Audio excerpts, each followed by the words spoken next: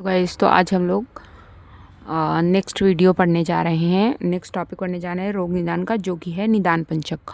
तो अब हम लोग देखने जा रहे हैं कि निदान पंचक होता क्या है। एक्चुअली में निदान पंचक में 5 चीज़ें होती हैं, ठीक है, जिसका ट्रिक क्या है, N+। मतलब निदान, पूर्व रूप, रूप, उपसय और संप्राप्ति। तो इनका यूज़ क्या है, तो देखिए जैसे मॉडर्न में क्या होता है कि हम जो भी डायग्नोसिस बनाने के लिए जो भी इन्वेस्टिगेशन टूल्स यूज़ करते हैं, ठीक है, वही काम आयुर्वेद में निदान पंचक का है। मतलब पहले ज़माने में इन्वेस्टिगेशन टूल्स नहीं होते थे।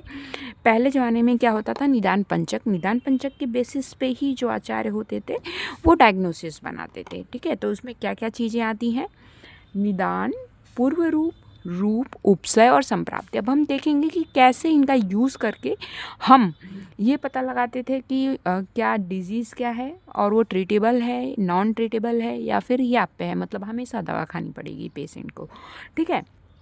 देखो निदान पंचक का मेनली वर्णन कहाँ पे किया गया है, तो इसका वर्णन किया गया है चरक निदान के पहले अध्याय में, ठीक है।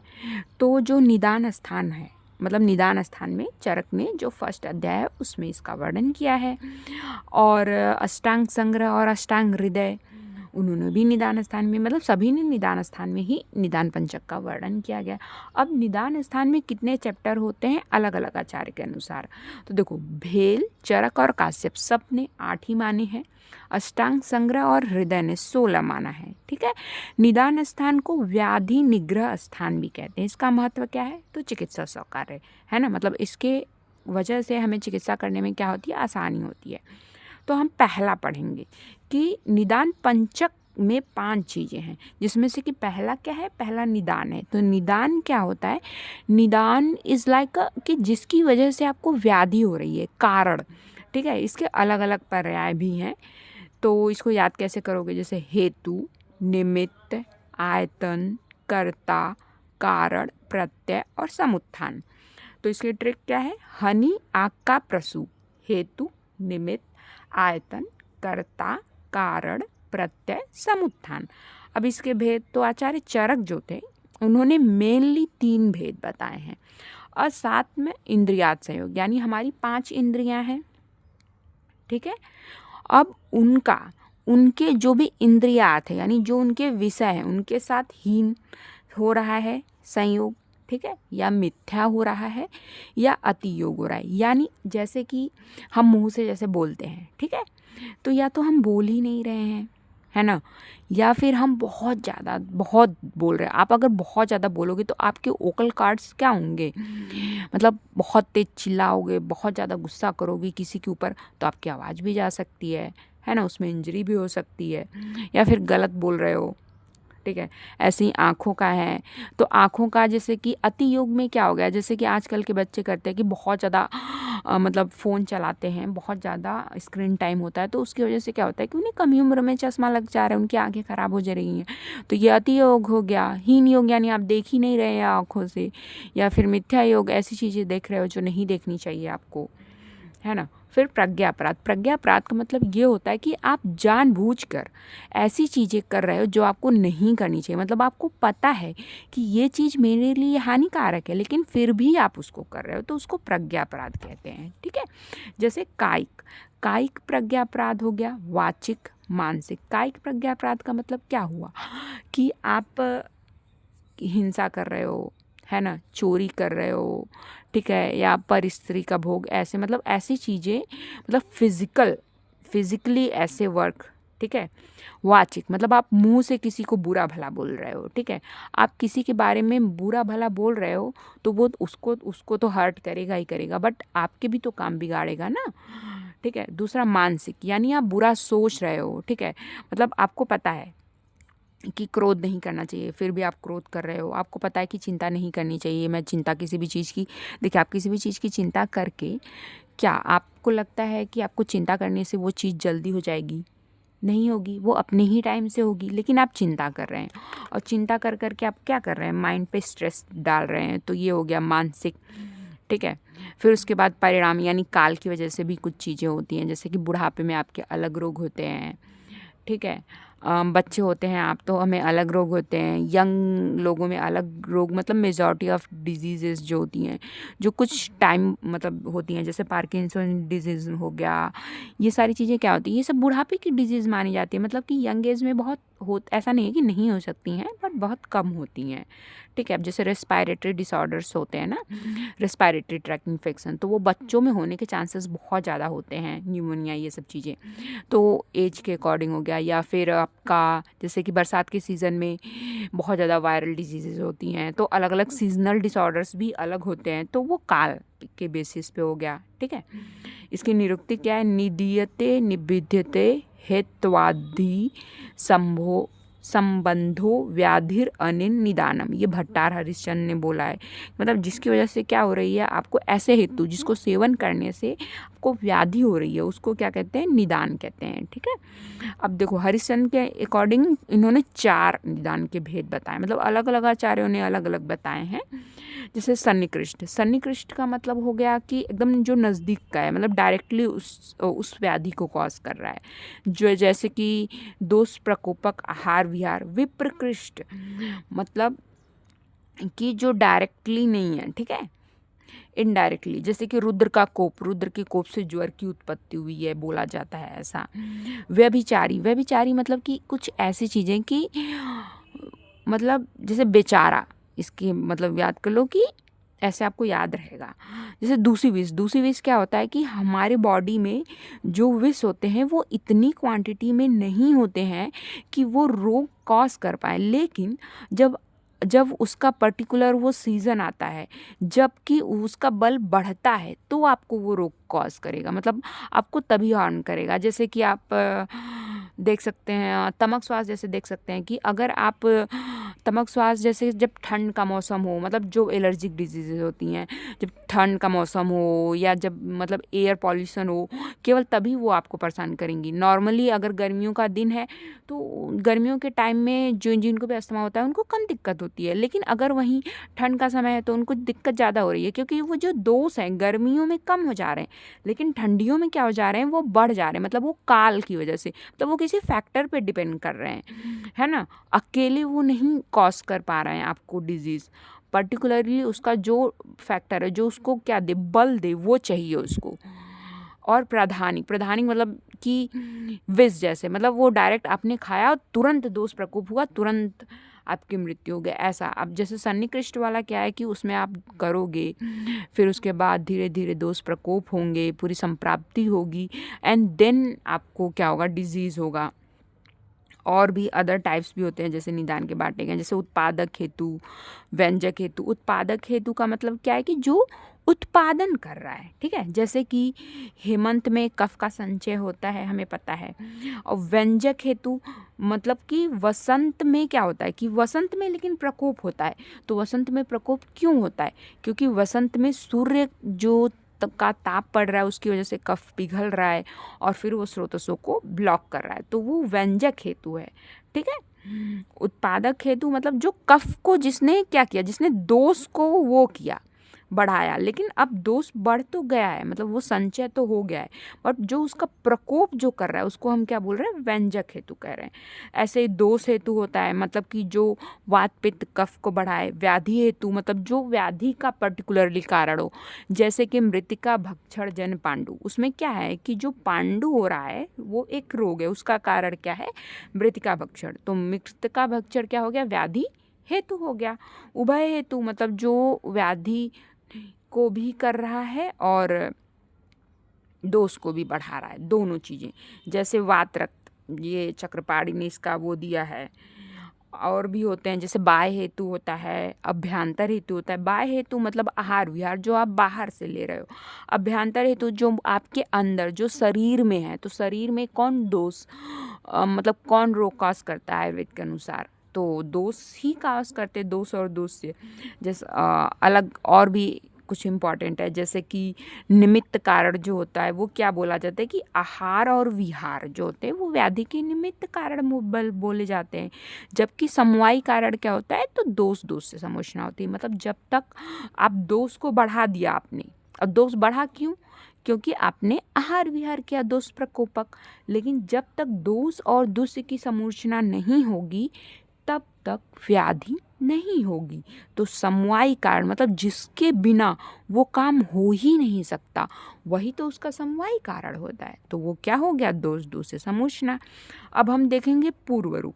अब देखो निदान जो है, तो निदान के बेसिस पे आप पता लगा सकते हो कि व्याधि कौन सी है। जैसे मृतिका भक्षण जन्य पांडु में अगर बच्चा मिट्टी खा रहा है तो आप उसको गेस कर सकते हो कि इसको पांडु है। दूसरा इसका क्या इंपॉर्टेंस हो गया निदान का, तो देखो अगर निदान बहुत ज़्यादा है, ठीक है, तो क्या होगा, व्याधि को आपको ट्रीट करना मुश्किल होगा, ठीक है। साध्यता असाध्यता भी इस पर डिपेंड करेगी। दूसरा जो आचार्य सुश्रुत बोलते हैं कि निदान संक्षिप्त क्रियायोगो संक्षिप्त निदान परिवर्जनम। मतलब अगर आप निदान का परिवर्जन कर रहे हो तो वो भी एक तरह से क्या है, चिकित्सा है। मतलब आपको पेशेंट का अगर आपको निदान पता चल गया कि ये चीज़ें खा रहा है या ये विहार कर रहा है इसलिए इसको रोग है, तो आप उसको मना करोगे कि ये आप मत करो, ठीक है, क्योंकि वो फर्दर दोष प्रकोप नहीं करेगा ना। आप दवा देके ठीक तो कर रहे हो लेकिन उधर से वो फिर से निदान ले रहा है, तो दोबारा आप उसके शरीर में दोष प्रकोप हो रहा है, तो वो कहाँ से सही होगा, नहीं होगा। फिर उसके बाद है पूर्व रूप। रूप मतलब क्या होता है, लक्षण, सिम्टम्स। पूर्व रूप मतलब पहले का रूप, मतलब कि व्याधि होने के पहले पेशेंट्स में कुछ सिम्टम्स दिखाई देते हैं, तो वो हो गए पूर्व रूप। पूर्व रूप प्राग उत्पत्ति लक्षणम व्याधि, व्याधि की उत्पत्ति के पहले के लक्षण, ठीक है। तो ये उत्पन्न कब होते हैं, जब आपका दोष दूष्य, अब दूष्य क्या होते हैं, तो हमारी 7 धातुएं, तो उनको दूषित करता है। तो उनको दूषित करने की वजह से जो लक्षण आते हैं उसको हम लोग जो पूर्व रूप कहते हैं, मतलब उस अवस्था में आपका होता है, ठीक है। तो माधव निदान ने इसको क्या बोला है कि भावी व्याधि बोधकम एवं लिंग पूर्व रूपम, मतलब जो भविष्य में होने वाली व्याधि का जो बोध कराए उस लक्षण को हम लोग पूर्व रूप कहते हैं, ठीक है। और सुश्रुत ने इसके भेद बताए हैं कि सामान्य पूर्व रूप मतलब कि जनरल सिम्टम्स, ठीक है, मतलब उसके बेसिस पे आप ये नहीं बता सकते कि ये कौन सा मतलब इसमें दोष प्रधान है। विशिष्ट मतलब आपको पता चलेगा कि ये पर्टिकुलर दोष इसमें डोमिनेंट है। जैसे कि आचार्य सुश्रुत ने इसका एग्जाम्पल भी दिया हुआ है कि वातज ज्वर में वो जो बंदा है उसको बहुत ज़्यादा जम्हाई आएगी। मतलब अगर आपके पास कोई पेशेंट्स आ रहा है और वो बोल रहा है कि उसको बहुत ज़्यादा जम्हाई आती है, तो ये वातज ज्वर का पूर्व रूप हो सकता है। नेत्रदाह पित्तज का है, अन्ननाभिलाषा कफज का है, ठीक है। क्लिनिकल इंपॉर्टेंस क्या है कि ट्रीटमेंट ऑफ डिजीज़, मतलब अगर आपको पूर्व रूप उसका पता चल जाता है तो आप पूर्व रूप अवस्था में ही उसको ट्रीट कर दीजिए। और पूर्व रूप अवस्था में अगर आप व्याधि को ट्रीट कर रहे हो तो वो बहुत ही ज़्यादा मतलब जल्दी ट्रीट हो जाता है, क्योंकि उस टाइम पे दोष से समूचना जस्ट स्टार्ट हुई है। दोष ने दूसरे को दूषित करना स्टार्ट किया है, पूरी तरह से दूषित नहीं किया है। और इसकी ट्रीटमेंट भी आचार्यों ने जो हर एक व्याधि के मतलब पूर्व रूप में ही उसकी ट्रीटमेंट बताई हुई है। जैसे कि ज्वर में आप लघु आसन और अवतर्पण, मतलब आप बिना दवा दिए केवल उसको हल्का खाना दे के या उपवास करवा के उसको ठीक कर सकते हो।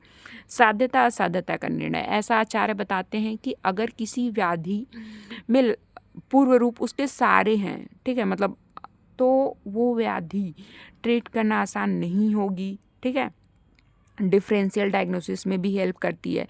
जैसे कि अब मान लो किसी को क्या हो रहा है कि हरिद्रावण का वो हो रहा है ना, मूत्र हो रहा है। तो अब देखो पीले कलर का मतलब एक तरह से पीलापन लिए हुए मूत्र, वो रक्त पित्त में भी हो सकता है, मतलब हिमैचूरिया में भी हो सकता है और पित्तज प्रमेह में भी हो सकता है, हरिद्रा में भी हो सकता है। अब आप पता कैसे लगाओगे कि ये पित्तज प्रमेह है या रक्त पित्त है। तो अगर प्रमेह का पूर्व रूप नहीं उत्पन्न हुआ है ना, उसके में उस नहीं दिखाई दे रहा है, केवल हरिद्रावण का मूत्र ही है, तो वो क्या हो गया, वो रक्त पित्त हुआ। तो फिर आप उसमें कौन सा ट्रीटमेंट दोगे? जो मूत्र मार्गगत रक्त पित्त है उसका ट्रीटमेंट आप उसको दोगे, ठीक है। अब हम रूप देखेंगे कि रूप क्या होता है, ठीक है। तो रूप जो होता है उसको बोला गया प्रादुर्भूत लक्षण। अब उसको व्याधि हो गई है प्रॉपर बंदे को, और उसके बाद जो उसको लक्षण है तो इसके पर्याय भी आचार्यों ने बताए हैं। तो देखो इसके पर्याय के लिए एक ट्रिक है कि लाल चिन्ह आने तक संस्थान में व्यंजन बनाओ। मतलब कि लाल चिन्ह आने तक संस्थान, मतलब कोई भी संस्थान है वहाँ पे बोला गया है कि व्यंजन जो तब तक बनाना है जब तक कि उसको रेड कलर का ना हो जाए। तो लाल में लिंग, ठीक है, आकृति, लक्षण, चिन्ह, संस्थान और व्यंजन, तो ये आपके हो गए रूप के पर्याय। तो अब रूप का इम्पोर्टेंस क्या हुआ? तो देखो रूप की वजह से आपको डायग्नोसिस पता चल जाएगी व्याधि की। दूसरा आचार्य ने बोला कि अगर किसी व्याधि के सारे रूप उस पेशेंट में मिलते हैं, ठीक है, तो वो व्याधि जो होती है ट्रीट करने में डिफ़िकल्ट होती है। तीसरा, आपको रूप की वजह से उसमें दोष की प्रधानता का पता चलता है कि वातज ज्वर है, पित्तज है कि कफज ज्वर है, ये पता चलेगा आपको। तो फिर उसके अकॉर्डिंग आप उसको दवा दोगे। अब हम लोग पढ़ेंगे उपसय, ठीक है। तो हमने क्या क्या पढ़ा? निदान, पूर्व रूप, रूप और उपसय। तो उपसय क्या होता है? तो उपसय को आचार्य चरक ने बोला है कि हेतु यानी निदान व्याधि के विपरीत या फिर विपरीत अर्थकारी क्या क्या चीजें, औषध, आहार और विहार, जो कि क्या करें, जिनका उपयोग अगर आप उस व्यक्ति में कर रहे हो तो उसको सुख का अनुबंध हो, मतलब उसको आराम मिले, तो उसको हम लोग क्या कहेंगे? उपसय कहेंगे। अब देखो ये विपरीत तो समझ में आ गया होगा आपको कि निदान के विपरीत आप दोगे तो मिलेगा, व्याधि के विपरीत दोगे तो भी आराम मिलेगा, है ना। तो इन दोनों के, और या फिर दोनों के विपरीत, मतलब जो ऐसी चीज़ जो कि हेतु के भी विपरीत हो, व्याधि के भी विपरीत काम करे, तो ऐसे औषध, आहार और विहार। अब विपरीत अर्थकारिणी का मतलब क्या है कि आपको वो देख के ऐसा लगेगा कि ये औषध, आहार या विहार वो उस व्याधि को बढ़ा देंगे, बट ऐसा होगा नहीं, वो उसको बढ़ाएंगे नहीं, आपको देखने में लगेगा, बट डीपली वो उसको ट्रीट कर रहे होंगे, ठीक है। तो आचार्य चरक ने 6 उपसय बताए: हेतु विपरीत, व्याधि विपरीत, हेतु व्याधि विपरीत, हेतु विपरीत अर्थकारी, व्याधि विपरीत अर्थकारी, हेतु व्याधि विपरीत अर्थकारी। इसी को चक्रपाणी ने 18 कर दी। कैसे? तो ये जो 6 थे इनके विपरीत विपरीत क्या थे? औषध, आहार और विहार थे, तो क्षेत्रिक 18 हो गए। अब हम लोग इसका एग्जाम्पल देखते हैं जो कि पूछा जाता है एग्जाम्स में। जैसे कि हेतु विपरीत, तो हेतु यानी निदान। जैसे कि अब देखो हेतु वाला आपको कैसे पहचानना है कि जहाँ पे भी पहले दोष दिया हो, ठीक है, मतलब व्याधि जो है उसके आगे अगर दोष दिया है तो आप समझ जाओगे कि वो हेतु विपरीत है। लेकिन अगर केवल व्याधि दिया है तो आप समझ जाना कि ये व्याधि के लिए है, ठीक है। लेकिन अगर दोष और व्याधि दोनों के विपरीत दिया हो तो आपको समझना होगा कि वो विपरीत है। हेतु व्याधि दोनों को इंक्लूड किया है। जैसे कि शीत कफज ज्वर में, ठीक है, तो अब यहाँ पे क्या है कि शीत पहले दिया हुआ है, ठीक है, शीत कफज, यहाँ पे निदान दिया हुआ है कि शीत कफज ज्वर में शुंठी आदि औषध।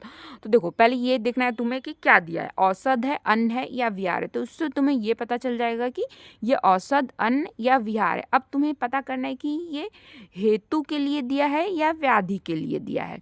तो देखो अगर विपरीत है, मतलब तुम्हें लग रहा है कि निदान, जैसे कि यहाँ पे शीत कफज ज्वर है तो शीत कफज ये ठंडी चीज है, यहाँ पे शुंठी दिया है, शुंठी औषध है और गर्म है, तो ये हेतु विपरीत हो गई, ठीक है, दोष के विपरीत, तो ये हेतु विपरीत हुई। ऐसे देखो यहाँ पे निदान दिया है श्रम वात जन्य ज्वर, तो यहाँ पे निदान दिया हुआ है श्रम और वात जन्य ज्वर में आप मांस, रस और भात, और मांस, रस और भात क्या होता है? अन्न होता है। और ये किसका समन कर रहा है? दोष का समन कर रहा है। व्याधि तो क्या है? ज्वर है, लेकिन इसमें हेतु के विपरीत बताया हुआ है, तो ये हेतु विपरीत हुआ। ऐसे दीवा स्वप्न से उत्पन्न कफज व्याधि, तो इसमें बताया है ना कि दीवा स्वप्न यानी इसमें निदान दिया हुआ है, इससे उत्पन्न कफज व्याधि में क्या? रात्रि जागरण, रात्रि जागरण विहार हुआ। और इसमें जो दोष है, जो हेतु है उसके विपरीत है, तो ये हेतु विपरीत हुआ। और विहार हुआ। अब ऐसे व्याधि, तो जैसे इसमें देखो, इसमें दोष नहीं दिया, इसमें डायरेक्ट दिया कि अतिसार में स्तंभनार्थ, तो अतिसार है और इसमें स्तंभनार्थ यानी इसके विपरीत दे रहे हो। ठीक है, व्याधि के विपरीत क्या दे रहे हो, औसत दे रहे हो। जैसे कुटज दे रहे हो, जैसे कुष्ठ दे रहे हो खदीर में, क्योंकि खदीर में बोला गया है कि खदीर कुष्ठघ्ना नाम होता है। प्रमेय में तुम हरिद्रा दे रहे हो। अब अतिसार में स्तंभनार्थ, इसमें भी अतिसार ही है, में स्तंभनार्थ यानी व्याधि विपरीत ही। लेकिन तुम दे क्या रहे हो, मसूर, यानी ये क्या है, अन्न है। उदावर्त, उदावर्त में वायु की गति ऊपर हो जाती है। ठीक है, रोग है ये। उसमें तुम क्या करवा रहे हो, प्रवाहण, यानी तुम उससे बोल रहे हो कि नीचे की तरफ ढकेलो। तो ये क्या हुआ, विहार हुआ। अब ये व्याधि के विपरीत है, तो ये क्या हुआ, व्याधि विपरीत विहार।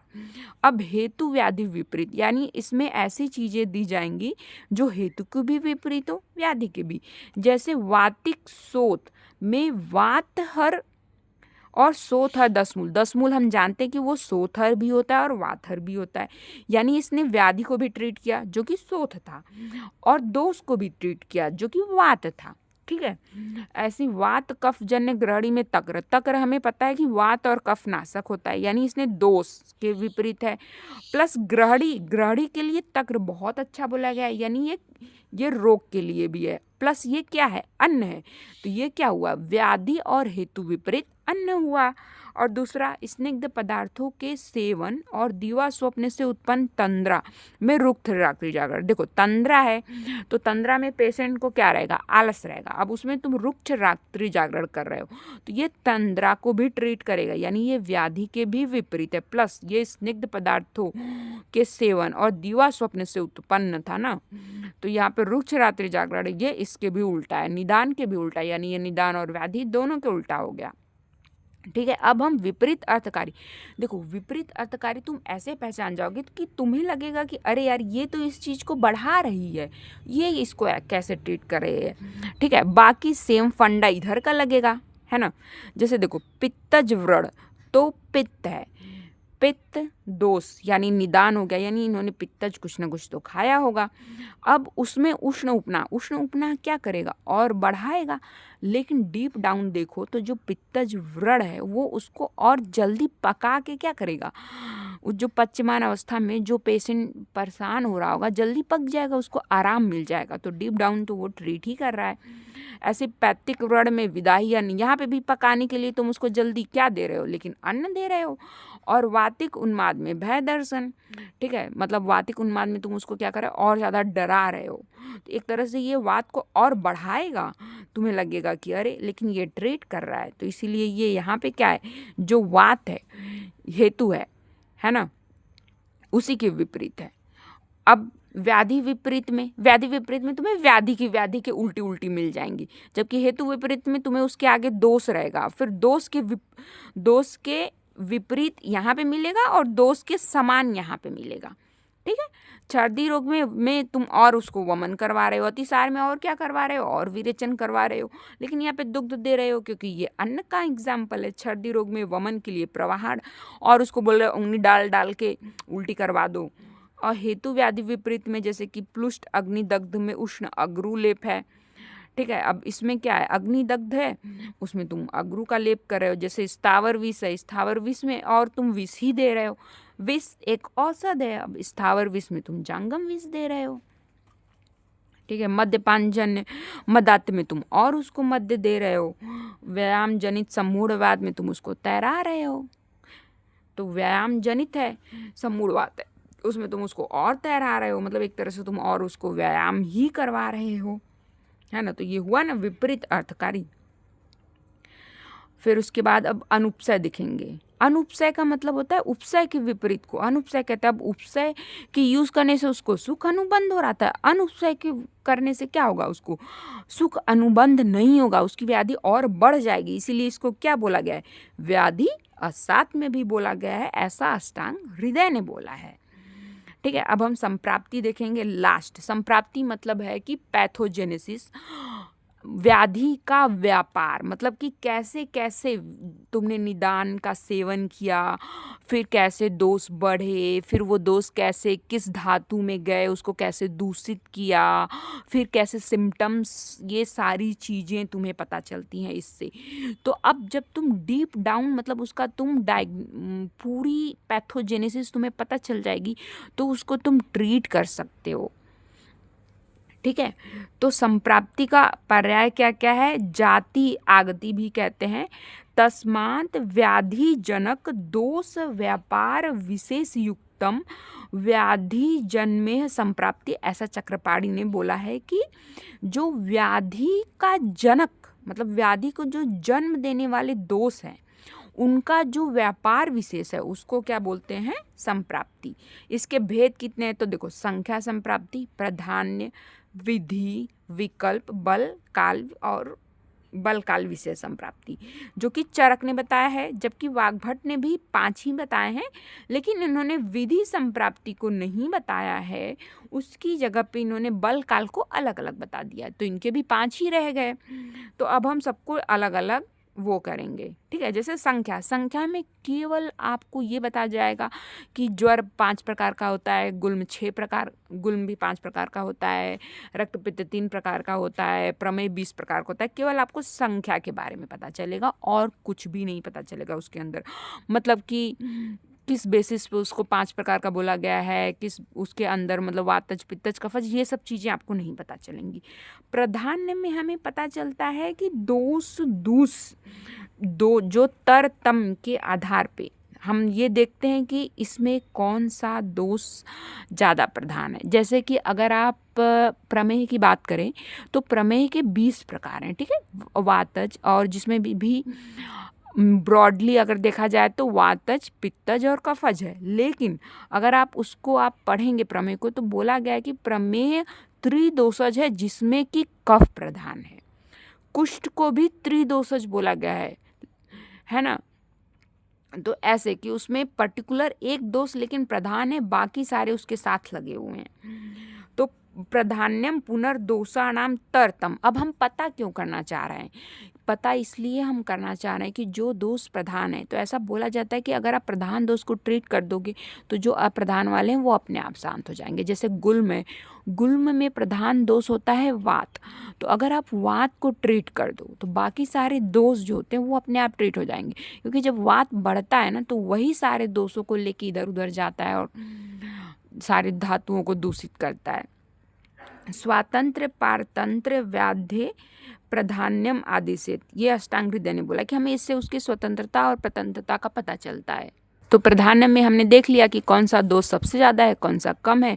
जैसे कि वात पित्त कफ में मान लो वात 80% है, पित्त 20% है, तो वात वाले को अगर आप ट्रीट कर दोगे, पित्त अपनी जगह चला जाएगा, है ना।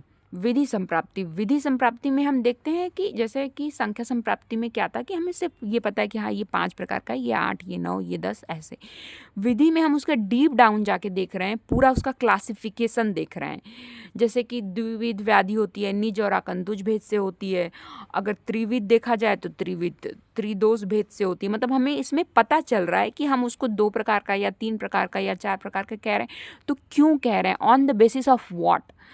तो 2 प्रकार की निज और आगंतुज के भेद से होती है, 3 प्रकार की त्रिदोष भेद से होती हैं, और अगर साध्यता असाध्यता और मृदु दारुण के भेद से देखा जाए तो 4 प्रकार की होती हैं। तो ये हो गया आपकी विधि संप्राप्ति। मतलब विधि संप्राप्ति में हम उसका वर्गीकरण देखते हैं कि उसको किस बेसिस पे इस भाग में बांटा गया है ना। फिर विकल्प संप्राप्ति में हम दोषाणाम अंशांश विकल्पो, मतलब अब इसमें हम जो आपने देखा होगा ना कि 200 के पूरे 64 विकल्प दिए गए हैं, तो वो है विकल्प संप्राप्ति। मतलब वात पित्त कफ में वात अगर 25% है, ये 40 है, ये 30 है, ऐसे अलग अलग, मतलब किसका कितना परसेंटेज है, कितना अंश है। जैसे कि अगर वात का बोला जाता है कि वात के अगर गुण होते हैं ना, तत्र रुक्षो लघु वात के, जैसे वात है, वात का चल गुण है, लघु गुण है, रुक्ष गुण है, उष्ण गुण है, तो इसमें से उसका कौन सा गुण देखोगे आपके उस पेशेंट में रुक्षता ज़्यादा है या चलता ज़्यादा है। ठीक है, तो उस बेसिस पे आप देखोगे अच्छा इसमें ये गुण इसके पाए जा रहे हैं वात के, मतलब ये चीज़ें इसकी बढ़ी हुई हैं, फिर आप उसके विपरीत उसको वो चीज़ें दोगे। अगर किसी के ड्राइनेस ज़्यादा है यानी वात का रुक्ष गुण बढ़ा हुआ है तो आप उसको स्निग्ध ट्रीटमेंट दोगे। अब जैसे कि पित्त का ही है तो जैसे रक्त पित्त में उसका द्रव और उष्ण गुण बढ़ता है तो आप ऐसी चीज़ दोगे ना जो कि द्रव और उष्ण गुण को पित्त के कम करे। तो मतलब 2 गुणों की वृद्धि हुई है पित्त के, मतलब अंशांश कल्पना में आप देखोगे कि उसका 2 गुण बढ़ा हुआ है। ये सब चीज़ें हम लोग देखते हैं। फिर बल काल में वही है कि ऋतु, अहोरात्र, आहार काल, इन सब के बेसिस पे आपने देखा होगा कि जो वातज ज्वर है वो बोला गया है कि उसका काल क्या क्या होता है, कि जैसे आपका खाना पच जाता है या फिर जो वर्षा ऋतु है उसमें वो बढ़ता है। फिर उसके बाद जब रात्रिकांत होता है तब बढ़ता है। पित्त ज्वर जो होता है उसको बोला गया विदाह काल में बढ़ता है, शरद ऋतु में बढ़ता है ना। और वैसे ही आपका कफत ज्वर बताया गया कि एकदम सुबह सुबह बढ़ जाएगा, वो वसंत में बढ़ जाएगा वो। तो वो सब चीज़ें बल काल संप्राप्ति हो गई। तो मतलब आप संप्राप्ति में उसकी हर एक चीज़ एकदम डीपली स्टडी कर रहे हो, आपको पता चल रहा है कि उसका उसमें कौन सा दोष है, वात है, पित्त है, कफ है। अगर वात पित्त कफ है तो उसमें से वात कितना परसेंटेज है, पित्त कितना है, कफ कितना है, तो वो तो हो गया आपका तरतम। अब आप देख रहे हो कि वात पित्त और कफ में भी वात का कौन सा गुण बढ़ा हुआ है, पित्त का कौन सा गुण बढ़ा हुआ है, कफ का कौन सा गुण बढ़ा हुआ है, वो हो गई विकल्प संप्राप्ति। फिर बल काल आप देख रहे हो कि ये किस किस में आ रहा है, तो उससे भी आपका दोष का ही पता चलेगा कि कौन सा दोष है, वात है, पित्त है या फिर कफ है। तो गाइस ये आपका जो निदान पंचक है वो ख़त्म हो गया है। आई होप आपको ये वीडियो बहुत ही ज़्यादा पसंद आई होगी और आपको अब समझ में आया होगा कि जो संप्राप्ति में प्रधान, विकल्प, विधि, इन सब का अलग अलग क्या मीनिंग है। और अगर आपके पास पेशेंट्स आते हैं देन यू विल ट्राई कि आप उनकी संप्राप्ति विघटन कर पाएँ। अब मैं thank you so much guys. तो ये वीडियो आपका ख़त्म होता है। नेक्स्ट वीडियो में हम आपसे मिलेंगे नेक्स्ट टॉपिक के साथ। यू कैन कमेंट आल्सो कि आपको कौन सी वीडियो चाहिए, किस टॉपिक पे चाहिए, तो मैं उस टॉपिक पे आपके लिए वो वीडियो बना दूँगी। Thank you so much. And इस जो टॉपिक है इसके मैं नोट्स जो है वो भी टेलीग्राम चैनल पे अब अपलोड कर रही हूँ और उसका लिंक आपको डिस्क्रिप्शन में मिल जाएगा। So you can download notes also.